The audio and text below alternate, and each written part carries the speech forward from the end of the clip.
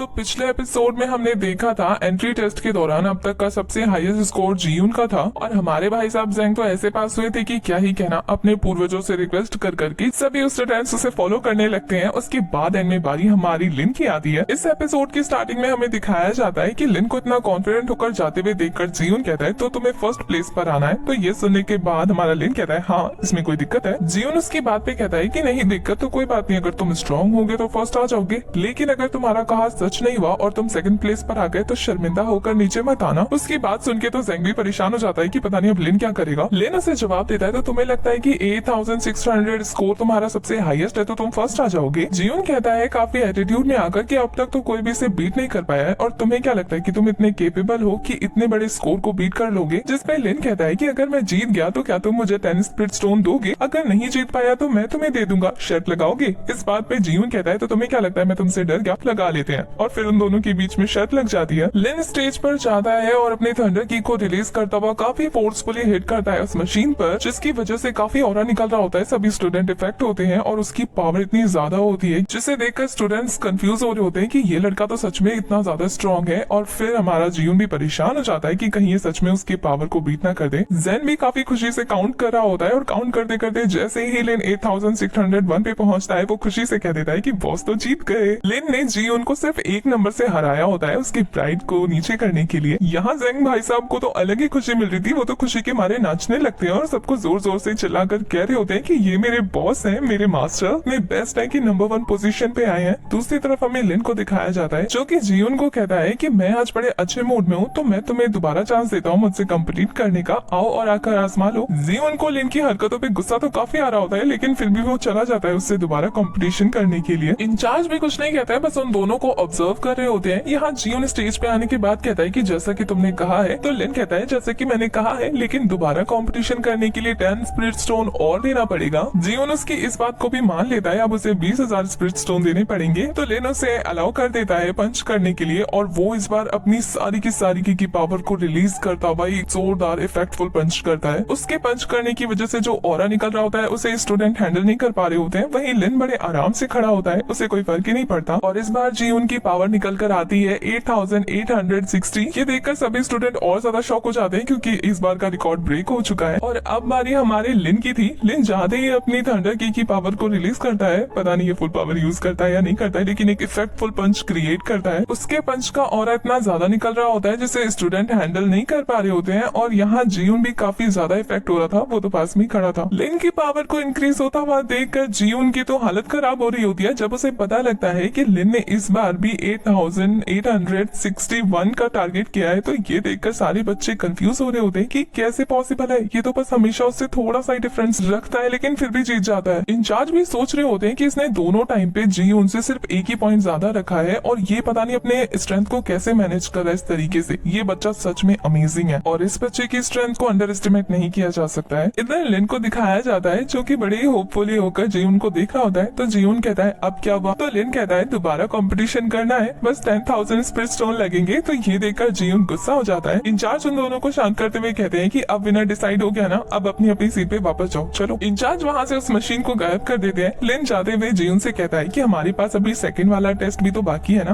उसमें तो हमें चांस मिल ही जाएगा। और फिर दोनों जाकर अपनी सीट पर खड़े हो जाते हैं। यहाँ जेंग लिन से कहता है बॉस क्या काम किया आपने। इंचार्ज सभी से अनाउंसमेंट करते हैं कि फर्स्ट राउंड क्लियर हो चुका है और इसके विनर भी डिसाइड हो चुके हैं। तो अब जो बच्चे फेल हो गए हैं वो यहाँ से दफा हो जाइए। जो बच्चे फेल हो जाते हैं वो अपसेट होकर मुंह लटकाकर वहाँ से जाने लगते हैं कि नेक्स्ट साल ट्राई करेंगे। उन सभी स्टूडेंट के चले जाने के बाद इंचार्ज सभी को कहते हैं कि नेक्स्ट राउंड कल स्टार्ट होगा। तो मैं पहले ही सबको बता दूं कि सेकंड राउंड स्टार्ट होने से पहले अगर किसी को बाहर जाना है तो वो भी जा सकता है क्योंकि एक बार राउंड स्टार्ट होने पर वो सीधा मर भी सकते हैं। ये सुनने के बाद तो सभी स्टूडेंट के पैरों तले जमीन खिसक जाती है और इंचार्ज ये बोलकर वहाँ से चलते बनते हैं। स्टूडेंट्स भी अपने अपने घर जाने लगते हैं। यहाँ लिन नोटिस करता है कि जीयून उससे कंपटीशन के मोड में आ चुका है। इधर अपने अपने रूम में जाते हुए जेंग लिन से कह रहा होता है कि भैया मुझे कल के लिए प्रोटेक्ट कर लेना प्लीज, मैं काफी ज्यादा वीक हूँ। तो लिन कहता है कि मुझे थोड़ी ना पता है कि कल कौन सा मैच होने वाला है जो मैं तुम्हें प्रोटेक्ट करूंगा, इसलिए जो होगा देख लेना। जेंग कहता है कि भैया अगर कल ना लोग आपको पीटेंगे ना तो मैं आपको जो भी पीटने आएगा उसके आगे खड़ा हो जाऊंगा। जब लोग आपको पीट पीट के थक जाएंगे तो आपके बदले मैं पिट जाऊंगा क्योंकि अब आप बिल्कुल मेरे भाई जैसे हैं। और लिन उसकी बकवास से इरिटेट हो रहा होता है तो वो उसे कहता है चुप करके अपने घर जाओ और फिर वो अपने रूम में जाकर उसके मुंह पर दरवाजा मार देता है। ये देखकर जेंग जोर जोर से दरवाजा पीटते हुए कहता है कि बॉस बॉस, क्या हमारे बीच में डील हो गई ना? आप मुझे प्रोटेक्ट करोगे ना? लिन उसकी बकवास को इग्नोर करता है। नेक्स्ट मॉर्निंग का सीन दिखाया जाता है। जैसे ही लिन अपना दरवाजा खोलता है ना, जैंग वहीं गेट के बाहर ही पड़ा था। ये देखकर वो शॉक हो जाता है। वो जैंग को देखकर कहता है, तुम यहाँ सारी रात वेट कर रहे थे क्या मेरा? तो वो कहता है, हाँ मैं बहुत ज्यादा पेशेंट वाला फ्रेट आदमी हूँ, तो मैं आपका वेट कर रहा था। अब जल्दी चलो, हम लेट हो रहे हैं। वो दोनों इसी स्पॉट पर पहुंचते हैं। तभी इंचार्ज अपीयर होते हैं और वो सेकंड गेम का रूल समझाने लगते हैं। ये सेकंड राउंड पोटियन सेट का ट्रायल मिस्ट्री सेक्शन होने वाला है। वो अपने पास से कुछ टोकन निकालते हैं और कहते हैं कि तुम में से हर एक को मैं एक टोकन दूंगा और इस राउंड में पास होने के लिए तुम्हें 5 टोकन की जरूरत पड़ेगी और ये टोकन तुम्हें 3 रास्तों से प्राप्त होंगे। पहला तो तुम्हें डीमन को मारना है जो कि सीक्रेट वर्ल्ड में एग्जिस्ट करते हैं। दूसरा रास्ता ये है कि तुम अपने कॉम्पिटिटर्स के साथ फाइट करके उनसे उनका टोकन छीन सकते हो और तीसरा रास्ता है कि तुम्हें इनर क्लैन के स्टूडेंट्स के साथ फाइट करके उनका टोकन छीनना है। ये सुनने के बाद लिन सवाल करता है कि इनर क्लैन के स्टूडेंट्स भी पार्टिसिपेट करने वाले हैं। वो कहते हैं कि हाँ, तुम सभी की कॉम्बैट एबिलिटी को टेस्ट करने के लिए, और साथ ही वो कहते हैं कि सभी स्टूडेंट्स के पास 5-5 टोकन होंगे, तो तुम्हारे ऊपर है उनके साथ फाइट करके उनके टोकन छीनना। वो बताते हैं वहाँ 10 स्टूडेंट्स आएंगे जो कि तुम पर अटैक करेंगे। सारे रूल समझाने के बाद वो एक डोपर ऑन करते हैं सीक्रेट वर्ल्ड का और फिर कहते हैं कि रूल सिंपल है, अब आप जा सकते हैं। देखते हैं कौन जीता है और कौन मरता है। तो जो भी इंटरेस्टेड है वो आकर टोकन कलेक्ट करे और उन्हीं के ये बोलने के साथ ये वाला एपिसोड हो जाता है खत्म।